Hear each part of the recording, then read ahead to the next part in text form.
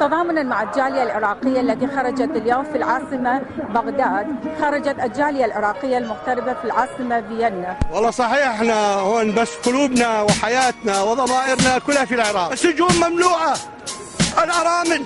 الأطفال مشردين، نحن مهجرين 6 ملايين مهجر عراقي. طلعت منك يا عراق وما عدل فيني بيت اقعد افكر واقول ليش يا ربي شنو سويت حياة كريمة. هذا الوطن اني اتمنيته وهسه على بعدك حتى الثواني عديت المن اشكي يا ربي بس الا كان اشتكيت وعلى كلمة الغربة شقد اني بجيت ولما تهلي والاشعار اني حنيت وحدي بالغربة اني واشعاري ظليت سلوني انت منين شوفك مهموم وحزين مضيع لك حبيب لو اهلك بعيدين من سوريا لو من عمان لو من البحرين قلت لهم سوريا جارتنا باخواني عايشين بعمان عندنا ناس راحوا لها مجبورين بالبحرين صديقي وجاري همنا مهجورين هسه عرفتوني اني شنو واني منين اني اللي سموني عراق ابن الرافدين شو وقت تبقى عن بلدنا بعيدين يضنا حروب ودمار عشرات السنين ليش وقت تبقى عن بلدنا بعيدين اليوم نتوسل بالعالم يقبلونا لاجئين ليش وقت تبقى عن بلدنا بعيدين يضنا حروب ودمار عشرات السنين ليش وقت تبقى عن بلدنا بعيدين اليوم نتوسل بالعالم يقبلونا لاجئين طلعت من العراق وقالوا لي انت ربحان طلعت بالغربة عرفت شقد اني غلطان جيت اتصور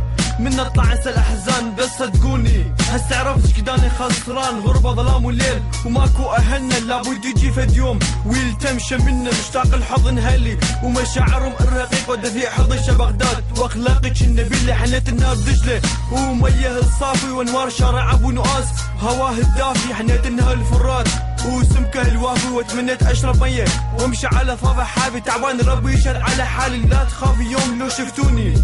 والدمع على سهادي هذا العراق حبيبي وارخصت لك كل غالي لا تستغربوا لو فنيت له عمري ومالي تبقى عن بلدنا بعيدين يضنا حروب ودمار عشرات السنين ليش وقت تبقى عن بلدنا بعيدين اليوم نتوسل بالعالم يقبلونا لاجئين ليش وقت تبقى عن بلدنا بعيدين يضنا حروب ودمار عشرات السنين ليش وقت تبقى عن بلدنا بعيدين اليوم نتوسل بالعالم يقبلونا لاجئين